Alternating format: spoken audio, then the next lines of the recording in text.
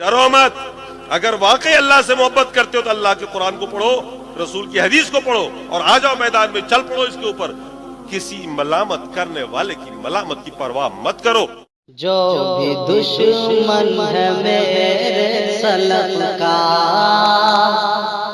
جل رہا تھا جلا ہے جلے گا.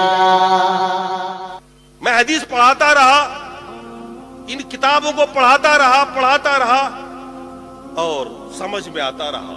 ہمارے سامنے بھی بات وہی تھی جو آج ہے, کہ اگر ہم حق بول دیتے ہیں تو ہمارے ساتھ یہ ہوگا وہ ہوگا, حق پر چلیں گے تو سماج ہم کو یوں کر دے گا, علماء یہ کر دیں گے, لوگ یہ کر دیں گے. لیکن میرے سامنے میں ایک مسئلہ تھا کہ مرنا تو مجھے بہرحال ہے اور جانا اللہ کے پاس ہے. میرے کھاتے میں نماز نہ ہو, میرے کھاتے میں اتباع رسول نہ ہو, اتباع رسول کے بجائے کچھ اور کی اتباع ہو, نماز ہماری فالتو چلی جائے, تو اللہ کے ہم کس منہ کو لے کے جائیں گے؟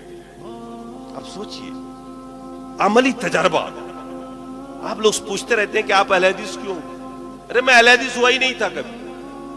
میں نے تو دین کو جب سمجھا, جب میں نے تضاد دیکھا نا, حدیث و قرآن کا ٹکراؤ دیکھا, اور میں نے فیصلہ کر لیا اندر ہی اندر کہ میں قرآن و سنت پہ چلوں گا, صحابہ والا اسلام. مجھے کیا پتا تھا اہل حدیث کیا ہوتا ہے؟ ہم کو تو بچپنے سے پڑھایا گیا کہ اہل حدیث گستاخ رسول ہوتا ہے, یہودی ہوتا ہے, رسول کو مانتا ہی نہیں. اس لیے ہم نے کبھی جھانک کے دیکھا ہی نہیں. کسی اہل حدیث کو دیکھتے راستہ موڑ لیتے تھے کہ سلام نہ کرنا پڑ جائے, بھیا ان کے سلام سے نکاح ٹوٹ جاتا. یہی سکھا رکھا تھا, دھوکے میں سلام کر لیا, بیوی ہاتھ سے نکل جائے گی. جب ہدایت ہم کو ملی, ہم نے جب سمجھا کہ قرآن و سنت پر چلنا ہی دین ہے, ہم نے چپکے سے استعفا دیا, گھر پہنچ گئے. تو 2 سال کے بعد میری تقریر ہو رہی تھی, کہیں پر ایک اہل حدیث نے سنا, اور اس نے مجھ سے کان میں آ کر کہا کہ حضرت, صبح میرے گھر آیا, اس نے کہا کہ رات جو آپ نے تقریر کی ہے نا, وہ بالکل میرے مولوی جیسے کی ہے. تب دل میں خیال آیا اس کے مولوی کو بھی آزما کے دیکھیں, اور دیکھا, اور تب پتہ چلا کہ یار ہم تو اہل حدیث ہو گئے. یہ اہل حدیث ہونے کے کئی سال بعد مجھے پتا چلا کہ میں تو اہل حدیث ہو گیا. ورنہ تو ہم ڈر کے, مطلب جسے ہوتا ہے نا کہ ہماری یہاں ایک کہاوت ہے کہ دودھ کا جلا چھاچھ کو بھی پھونک کے پیتا. دودھ سے کسی دن منہ جل جائے نا بلی کا, تو چھاچھ کو بھی پیے گا, تو پھونک پھونک کے پیے گا, کہیں یہ بھی نہ جلا دے. تو ہم تو اتنا حساس ہو گئے تھے کہ ہم تو ایک ایک چیز سوچ سمجھ کر کرتے تھے, قرآن و سنت کو دیکھتے تھے, اور ہم باقاعدہ تجربے کے لیے ان کے بیچ میں گئے. احمدیہ سلفیہ ایک مرتبہ گئے صرف یہ دیکھنے کے لیے کہ یہ لوگ نماز کیسے پڑھتے ہیں. جو ترمذی میں پڑھایا ہوا تھا, مشکات میں جو ایک ایک آداب نماز کے, تو ان میں سے ہر آدمی کو دھیان دیتا رہا کہ ایک ایک ادا جو ان کی رسول سے مل رہی, کیونکہ سب حدیث میں پڑھا چکا تھا. تو قدم بقدم آگے بڑھتا رہا, دیکھتا رہا, اور میں ہو گیا وہ اسلام میں نے قبول کر لیا جو اسلام اللہ نے نازل کیا رسول پر, اور جو اسلام رسول نے صحابہ کو دیا. میں نے کہا مجھ کو اس کے علاوہ اور کچھ نہیں چاہیے, مجھے کسی کی تفسیر نہیں چاہیے, کسی کا بیان نہیں چاہیے. اور آج الحمدللہ میں اپنا ہر مسئلہ قرآن و سنت سے ہی حل کرتا ہوں. حالانکہ فقہ کا استاذ رہا, مفتی رہا, رات دن کا کام ہی وہی تھا میرا, تعویلیں کرنا, مسائل کو ادھر سے ادھر کرنا. اللہ نے نجات دی, اور جب معلوم ہو گیا کہ میں اہل حدیث ہو گیا ہوں تو بڑی خوشی ہوئی اس دن. میں نے کہا دنیا میں اکیلا نہیں ہوں. اس سے پہلے سب سے زیادہ غم جو تھا مجھے وہ یہ تھا کہ میں اکیلا ہوں, کوئی ساتھی نہیں ہے. مجھے کیا پتا تھا کہ اتنی بڑی جماعت ہر جگہ پر راہ حق پہ چلنے والی جماعت ہے, نجات پانے والی جماعت ہے, قرآن و سنت پر چلنے والی جماعت ہے. یہ ہمیں علم نہیں تھا, اور اس کی وجہ یہ تھی کہ ہم آپ سے دور تھے, اور دور اس لیے تھے کہ ہمارے لوگوں نے یہی سکھا رکھا تھا کہ ان کے پاس مت بیٹھنا. اور جب ہوئے, اللہ نے ہدایت دی, کھلے, تو پھر مصیبتوں کے پہاڑ ٹوٹے. آج تک میرے اوپر سوشل بائی کارڈ ہے, لیکن میں نے کہا کوئی پرواہ نہیں, جنت ملے گی نا, ادھر کی گارنٹی ہے نا, ہو گیا. روزی کا مالک اللہ ہے. اللہ نے قرآن میں فرمایا وَمَا مِن دَابَّةٍ فِي الْأَرْضِ إِلَّا وَعَلَى اللَّهِ رِزْقُهَا. دنیا میں جتنی بھی جاندار چیزیں ہیں, روزی کا ذمہ اللہ نے کہا میرا.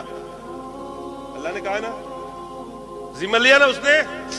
آپ کی جنت کی ذمہ داری لی ہے کیا؟ آپ کی جنت کی بھی لی ہے کیا؟ لی ہے کیا؟ کہ تو جنت میں ہر حال میں ڈال دوں گا، نہیں نہ لی ہے۔ اس کی فکر کرو جس کی نہیں لی ہے، اس کی فکر کیوں کر رہے ہو جس کی لی رکھی؟ تو روزی کی ذمہ داری اس کے اوپر۔ اب ہمارے بہت سارے ساتھی علماء ہیں، اس زمانے والے ملتے ہیں، سمجھاتا ہوں بتاتا ہوں، وہ سمجھ لیتے ہیں، بات مانتے ہیں کہ حق پر آپ ہی ہیں، سب کچھ ٹھیک ہے، لیکن بھئی آپ کے یہاں تو معاملہ بڑا خراب ہے، نہ نذرانہ ہے، نہ فاتحہ ہے، نہ میلاد ہے، وہاں تو لے دے کے سو کی تنخواہ ہے، ہمارا گھر نہیں چلے گا اس سے۔ وہ یہی کہتے ہیں۔ میں نے کہا ابھی تم مومن نہیں ہو، تم نے اللہ کو رزاق نہیں جانا، تم نے ان کو رزاق جانا ہوا ہے۔ میں نے کہا علماء اہل حدیث بھی کم موٹے نہیں ہوتے ہیں، وہ بھی کھاتے ہیں، اور عوامی ماشاءاللہ خوب کھا رہی ہے، اللہ کا روزی دیا ہوا ہوتا ہے۔ میں نے کہا ڈرو مت، اگر واقعی اللہ سے محبت کرتے ہو تو اللہ کے قرآن کو پڑھو، رسول کی حدیث کو پڑھو، اور آ جاؤ میدان میں، چل پڑو اس کے اوپر۔ کسی ملامت کرنے والے کی ملامت کی پرواہ مت کرو، دنیا کیا کہہ رہی ہے، خود کو یہ دیکھو کہ اللہ تمہیں کیا کہہ رہا ہے، یہ دیکھو اللہ تمہیں کیا کہہ رہا ہے۔ دنیا والے کہہ رہے تھے ابراہیم کو، کیا کہتے تھے ابراہیم کے بارے میں؟ کیا کہا انہوں نے جب حضرت ابراہیم نے ان کے وہ توڑا تھا نا؟ کہا کہ فتن، ایک نوجوان ہے جو ایسا ایسا بول رہا تھا، فتن قرآن میں آیا۔ لیکن اللہ نے کیا کہا ابراہیم کو؟ کانا امتا، اکیلے ابراہیم کو کیا کہا؟ امت کا۔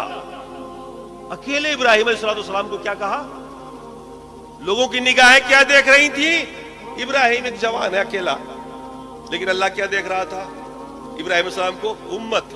خود کو آپ اللہ کی نگاہ سے دیکھنا سیکھیے کہ اللہ تعالیٰ آپ کے بارے میں کیا کہہ رہا ہے، رسول کیا کہہ رہے ہیں، آپ کے بارے میں کیا چرچے ہیں آسمان پر۔ یہ مت دیکھیے کہ زمین پر آپ کے بارے میں کیا چرچے ہیں۔ جنت ادھر سے ملنی ہے، روزی وہاں سے ملنی ہے۔ سماج کو نہ دیکھیے، رشتہ داروں کو مت دیکھیے، یہ سب سے بڑی رکاوٹیں ہیں۔ یہی رکاوٹیں مشرکین مکہ کے سامنے میں بھی تھی، وہ بھی اسلام کو سمجھتے تھے، قبول نہیں کرتے تھے، کہتے تھے میں نے اپنے باپ دادوں کو ایسا کرتا ہوا نہیں دیکھا۔ میرے دوستو، خیر اسی میں ہے کہ اللہ کے پیغام کو پڑھو، چلو رسول کی حدیث کو پڑھو، اس کی اتباع کرو، دین پر چلو، اور کوئی جو قلادہ آپ کے گردن میں ہو نا، گرداری دوپٹہ، اس کو نکال کے باہر کرو۔ یہی ہے اسلام۔ جو بھی دشمن ہے میرے سلف کا،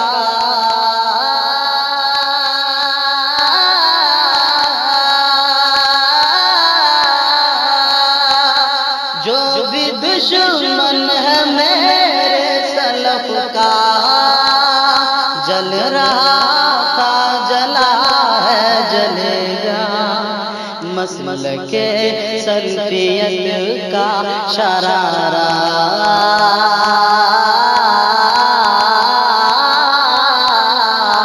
مسلک سلفیت کا شرارہ، ہائے روشن رہے گا، مسلک سلفیت کا شرارہ۔